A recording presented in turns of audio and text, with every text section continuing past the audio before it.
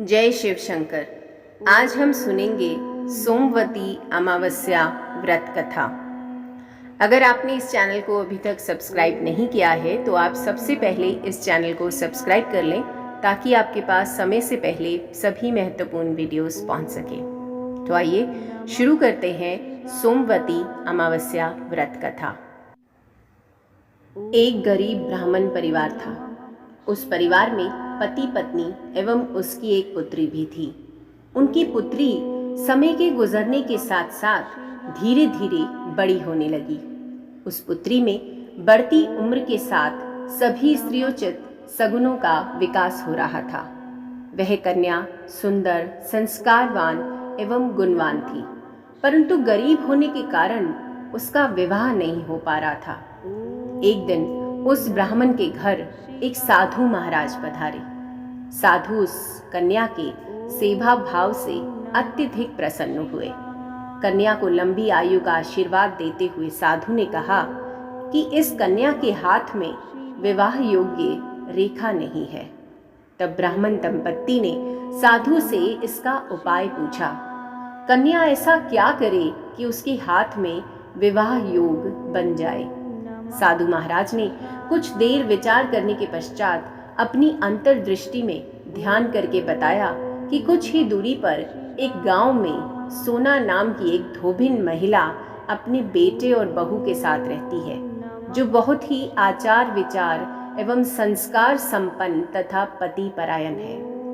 यदि यह सुकन्या उस धोबिन की सेवा करे और वह महिला इसकी शादी में अपने मांग का सिंदूर लगा दे तथा उसके बाद इस कन्या का विवाह हो जाए तो इस कन्या का वैधव्य योग मिट सकता है। साधु ने यह भी बताया कि वह महिला कहीं बाहर आती जाती नहीं है।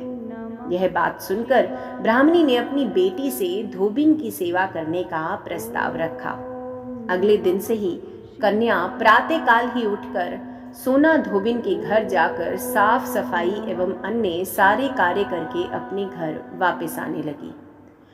एक दिन सोना धोबिन अपनी बहू से पूछती है कि तुम तो सुबह ही उठकर सारे काम कर लेती हो और पता भी नहीं चलता।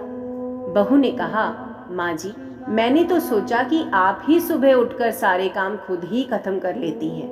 मैं तो देर से उठती हूँ। यह सब जानकर दोनों सास बहू घर की निगरानी करने लगी कि वह कौन है जो सुबह ही घर का सारा काम करके चला जाता है। कई दिनों के बाद धोबिन ने देखा कि एक कन्या मुंह ढके अंधेरे में घर में आती है और सारे काम करने के बाद चली जाती है। जब वह जाने लगी तो सोना धोबिन उसके पैरों पर गिर पड़ी। पूछने लगी कि आप कौन हैं और इस तरह छुपकर मेरे घर की चाकरी क्यों करती हैं। तब कन्या ने साधु द्वारा कही गई सारी बात बताई। सोना धोबिन पति परायण थी, अतः उसमें तेज था। वह तैयार हो गई। सोना धोबिन के पति थोड़ा अस्वस्थ थे। उसने अपनी बहू से अपने लौट आने तक घर पर ही रहने को कहा। सोना धोबिन ने जैसे ही अपनी मांग का सिंदूर उस कन्या की मांग में लगाया, सोना धोबिन का पति मर गया। उसे इस बात का पता चल गया।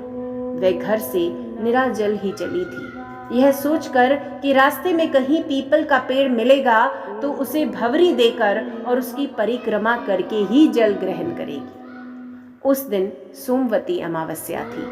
ब्राह्मण के घर मिले पुए पकवान की जगह उसने ईंट के टुकड़ों से 108 बार भवरी देकर 108 बार पीपल के पेड़ की परिक्रमा की और उसके बाद जल ग्रहण किया।